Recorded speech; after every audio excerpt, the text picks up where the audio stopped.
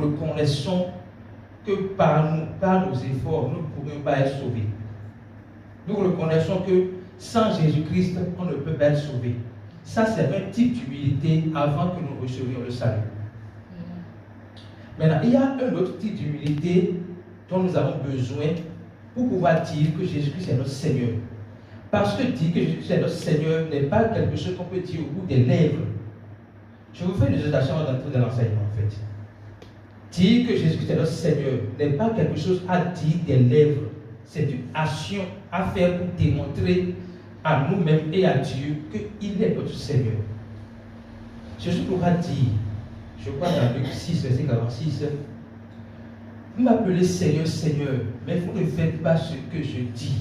Autrement, pour que quelqu'un dise que Jésus-Christ est son Seigneur, il faut qu'il fasse ce que Jésus-Christ dit. Et ce que Jésus-Christ dit se trouve dans sa parole.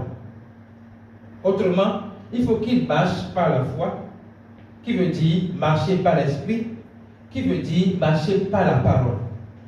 Il y a la parole qui se trouve dans la Bible, comme il y a les paroles qui nous disent directement.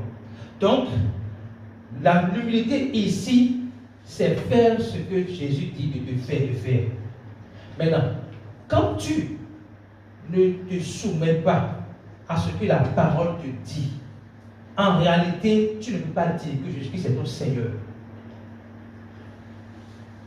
Vous comprenez ce que je dis?